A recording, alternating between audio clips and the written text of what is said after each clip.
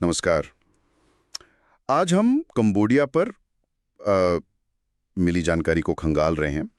ये दक्षिण पूर्व एशिया का एक देश है। राजधानी नोम पेन काफ़ी सांस्कृतिक रूप से बहुत अहमियत रखता है। हमारे पास एक स्रोत है कंबोडिया, एक विस्तृत परिचय। तो कोशिश रहेगी कि इसके इतिहास, भूगोल, संस्कृति और आज की जो स्थिति है उस पर थोड़ी बात करें, जो मुख्य बातें हैं। शुरुआत शायद वहीं से करनी चाहिए जो सबसे ज़्यादा पहचाना जाता है, अंकोर वाट, है ना?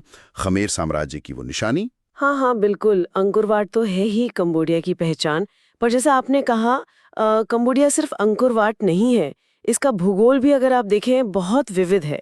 जैसे वो टोनले साप झील का जिक्र आता है। हाँ, सुना है उसके बारे में। वो दक्षिण पूर्व एशिया की सबसे बड़ी मीठे पानी की झील है। और ये सिर्फ नज़ारे के लिए नहीं, ये कंबोडिया की अर्थव्यवस्था के लिए, खासकर मछली पालन के लिए एक तरह से जीवन रेखा है।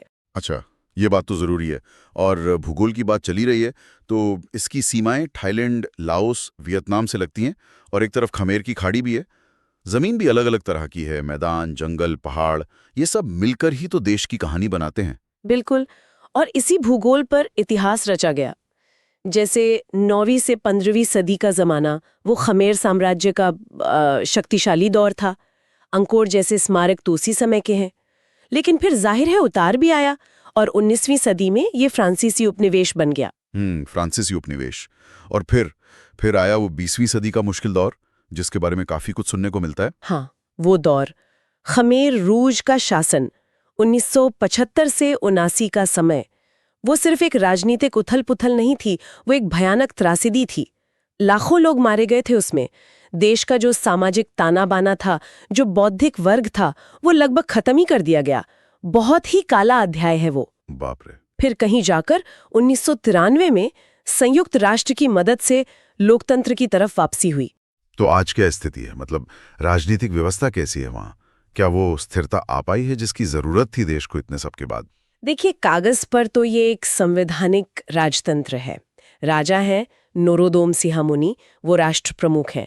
लेकिन असल सत्ता वो प्रधानमंत्री और संसद के हाथ में है। कहने को बहुदलीय व्यवस्था भी है, पर हाँ, जो स्रोत बताते हैं उसके हिसाब से राजनैतिक स्थिरता और मानवाधिकारों को लेकर सवाल उठते रहते हैं। अच्छा, किस तरह के सवाल? जैसे विपक्ष पर दबाव या अभिव्यक्ति की स्वतंत्रता पर अंकुश लगने की बातें आती रहती हैं। तो चुनौतियां हैं अभी भी। समझा। अच्छा, इतने उतार चढ़ाव के बाद ये जानना दिलचस्प होगा कि आज के समय में इनकी अर्थव्यवस्था चलती कैसे है, किस चीज पर निर्भर रही है? हाँ, ये जरूरी सवाल है।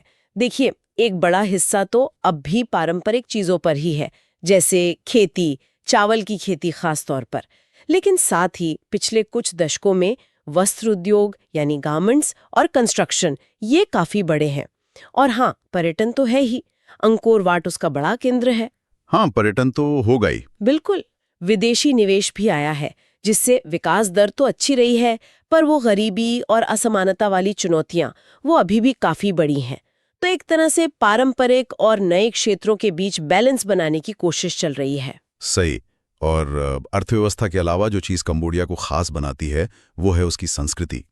स्रोत बताते हैं कि खमेर सभ्यता और बौद्ध धर्म का असर हर तरफ है। एकदम सही। वहाँ का पारंपरिक नृत्य, संगीत, जो त्योहार होते हैं रंग बिरंगे, वो सब कंबोडियाई जीवन का अहम हिस्सा है। और टूरिज्म में भी अंकोर वाट के अलावा राजधानी नोम पेन, फिर सियम रीप शहर है अंकोर के पास, और वो टोनले साप झील, ये सब देखने लायक जगह हैं। प्राचीन खंडर भी है और प्राकृतिक सुंदरता भी। अच्छा, स्रोत में भारत के साथ कंबोडिया के रिश्तों का भी जिक्र था, वो क्या पहलू है? हाँ, बिल्कुल। भारत और कंबोडिया के रिश्ते काफी पुराने हैं। ऐतिहासिक और सांस्कृतिक जुड़ाव रहा है। आज भी कूटनीतिक संबंध अच्छे हैं, सांस्कृतिक आदान प्रदान तो होता ही है, साथ में आर्थिक और सुरक्षा मामलों में भी सहयोग है। और भारत ने कंबोडिया के विकास में मदद भी की है, जैसे इंफ्रास्ट्रक्चर या ह्यूमन रिसोर्स डेवलपमेंट में।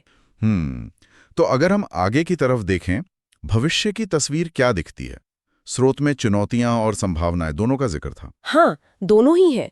चुनौतियां तो साफ है, गरीबी कम करना है, शिक्षा और स्वास्थ्य सेवाओं को बेहतर बनाना है। और जो हमने बात की राजनीतिक स्थिरता और मानवाधिकारों का सम्मान, वो सुनिश्चित करना बहुत जरूरी है।